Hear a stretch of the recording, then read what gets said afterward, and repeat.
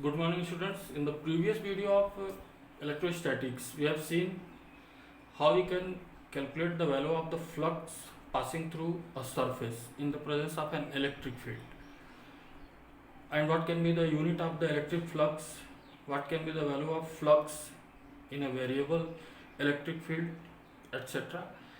Now in this video we are going to see one very important topic of this chapter, that is Gauss theorem or Gauss law. So what is Gauss theorem? This theorem provides electric flux passing through a closed surface in the presence of an electric charge inside the surface. Here you can see these are the closed surfaces of different shapes. That can be a spherical shape closed surface or any arbitrary shape. This can be a cube or this can be a cuboid. If some charge is present inside the surface, then according to Gauss theorem, the electric flux passing through any of these closed surfaces is going to be equal to surface integral of the electric field over that surface, and that is numerically equal to the Q divided by epsilon naught, or 1 by epsilon naught times the charge enclosed by the surface. So this is the mathematical form of the Gauss theorem. Now in the next part we are going to prove how we can prove Gauss theorem for a surface or an enclosed surface. So students, in this part of the video you will see how we can prove Gauss theorem. So suppose there is a closed surface, that is a sphere, hollow sphere of radius r, and a positive charge q is there at the center of the sphere, and due to this positive charge electric lines of force are moving in outward direction in all the directions along the radius of this sphere, and a small area of this sphere is suppose ds, and area vector to this surface ds is ds cap.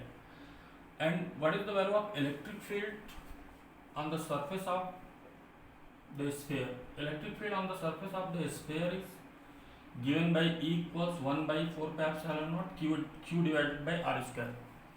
If medium around the charge in the sphere is air, in that condition its permittivity and electrostatic constant is going to be 1 by 4 pi epsilon naught q divided by r square. This is the value of electric field. Now, what can be the flux passing through the small surface area of the sphere ds? To calculate the flux, by definition of the electric flux, d phi is equal to electric field multiplied by surface area ds multiplied by cos theta. Here in this figure you can see direction of E and direction of ds, area vector of the surface, both are similar. That is why angle between the two, theta, is 0 degree, and value of the cosine function cos 0 equals 1. Therefore flux passing through surface ds is d phi is equal to 1 by 4 pi epsilon naught q divided by r square multiplied by ds. Now question arises, what can be the flux passing through the whole surface area of this sphere? If we divide the whole surface area of the sphere in small sections of surface area ds and add together, we can get the total flux passing through the surface of the sphere. To get the total flux passing through the sphere, we can integrate this equation. So integral d phi, integral is the process of summation, integral d phi is equal to 1 by 4 pi epsilon naught q divided by r square. This is a constant value of the electric field on the surface of the sphere. Integration is being done for ds. ds is a closed surface, that is why integral of the closed surface ds is written here. What can be the value of integral ds? If we add all these surface areas, together, we can get maximum value of surface ds, that is S, and that going to be equal to the surface area of the sphere. And we know that the surface area of a sphere with radius r is provided as 4 pi r square.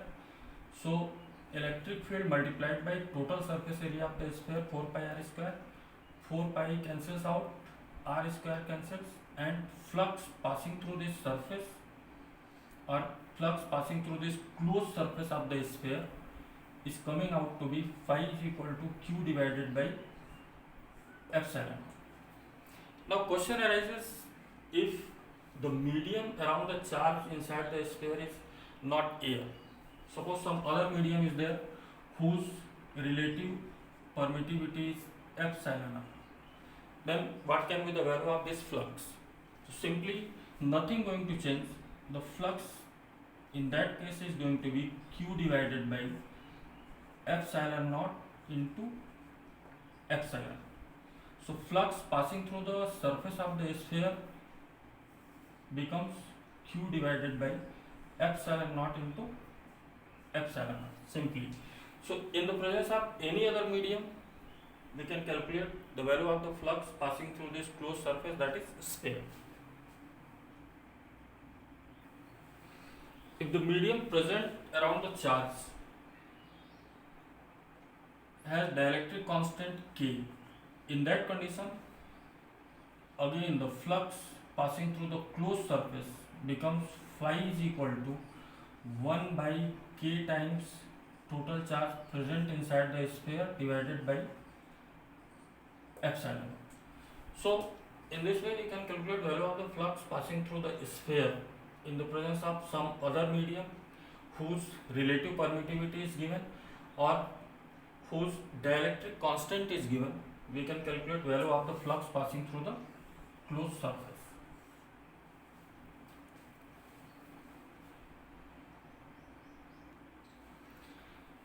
So what is Gaussian surface? Any hypothetical surface through which electric flux passes can be considered as a Gaussian surface. Suppose there is a closed surface enclosing charge q.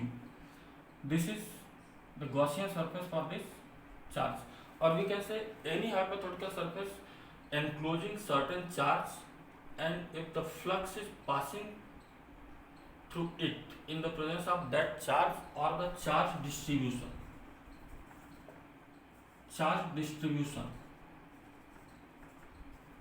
If the charge enclosed by the Gaussian surface is not a point charge, but it is a charge distribution. Suppose charge is distributed over some surface area uniformly, and that charge distribution itself is enclosed by the Gaussian surface, then the flux going to pass through this surface. So this is called Gaussian surface.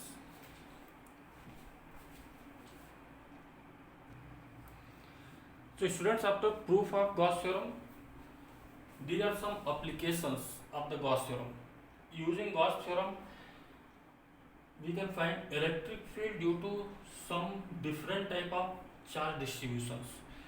If certain charge given to a straight conductor infinitely long, distributed over its length uniformly, what can be the electric field in its nearby space? Similarly, if charge is given to a spherical cell and charge is distributed over its surface area, what can be the electric field in its nearby space? Then what can be electric field near a plane sheet of charge? What can be electric field due to presence of two plane sheets of charge? Then if the charge given to an insulating spherical conductor, then what can be the electric field in its nearby space or inside the conductor? And how we can derive Coulomb's inverse square law by the use of Gauss theorem. So these are the main applications that we have to study of the Gauss theorem. So you should see, this is the first application of Gauss theorem, to find electric field due to an infinitely long straight charged wire. This is a wire. Suppose considered length of the wire is L, and wire is given a charge positive Q, and this charge is distributed over the surface of this wire uniformly. So what can be the linear charge density? Linear charge density means amount of charge present per unit length of the wire. So if linear charge density of the wire is given as lambda, that going to be total charge present on the surface of wire divided by length of the wire. So in terms of linear charge density, total amount of charge present on the surface of wire is going to be lambda multiplied by L. Now you can see this wire is having positive charge. So electric lines of force going to move in all the possible directions around that charge.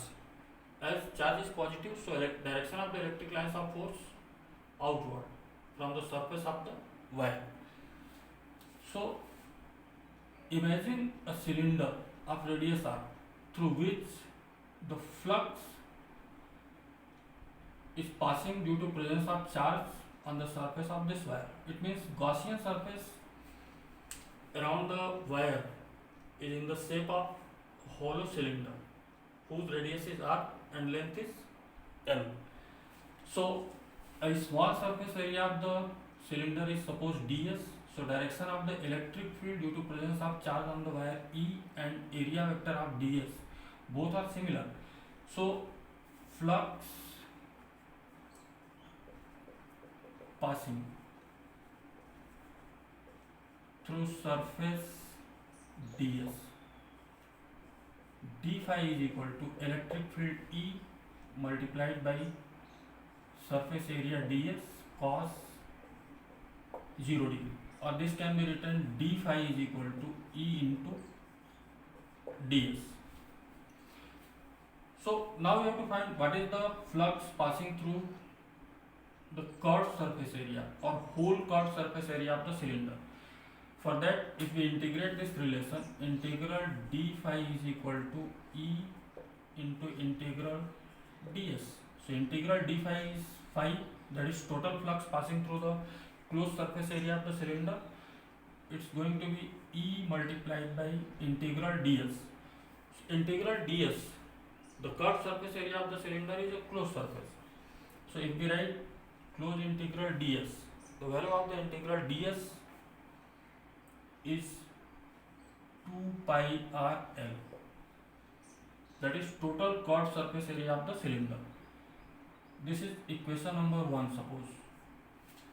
Here you can see there is no flux passing through the plane surface area of the cylinder, as there are no electric lines of force either in vertically upward direction or vertically downward direction. So flux due to presence of charge on the conductor is passing only through the curved surface area of the cylinder. Now the whole charge present on the surface of the conductor is entirely enclosed inside the cylinder. So this can be an ideal case for the application of the Gauss theorem. If we apply Gauss theorem for this conductor, by Gauss theorem, flux passing through the closed surface area, that is curved surface area of the cylinder, it can be written as phi is equal to total charge present inside the surface divided by epsilon naught. Suppose medium around the conductor is air. This is equation number 2. So equation 1 and equation 2 both are providing same quantity, that is flux passing through the curved surface area of the cylinder. So equating equation 1 and 2, we can write E into 2 pi r is equal to Q divided by epsilon, and value of the electric field E is equal to Q divided by 2 pi r L into epsilon. This is the electric field, but we can replace value of the charge Q as lambda multiplied by length of the wire. So electric field can be written as lambda into L divided by 2 pi r L epsilon naught. L cancels out and electric field is lambda divided by 2 pi r into epsilon. This is the expression for the electric field at a point in the nearby space of that straight conductor containing charge. This is the expression for the electric field. Students, in this expression you can see electric field at a point near the charged conductor is directly proportional to lambda and is inversely proportional to distance from the charged conductor.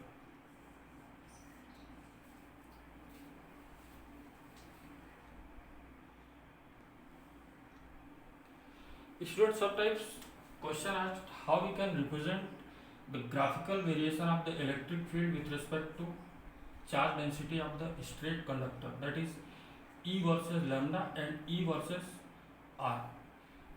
Here you can see electric field due to this charge conductor is directly proportional to lambda. So if we plot a graph between lambda and E, the graph is going to be a rectilinear graph. As lambda increases, R is remaining constant. As lambda increases, electric field increases linearly. In the same way, if distance from the conductor is decreasing, the electric field distance from the conductor is increasing, the electric field will decrease. The graph is going to be like this, and electric field reduces to 0 for a value R is equal to infinity. So in this way, we can show variation of electric field due to straight conductor with respect to charge density of the conductor lambda, and electric field variation due to distance from the conductor in its nearby space.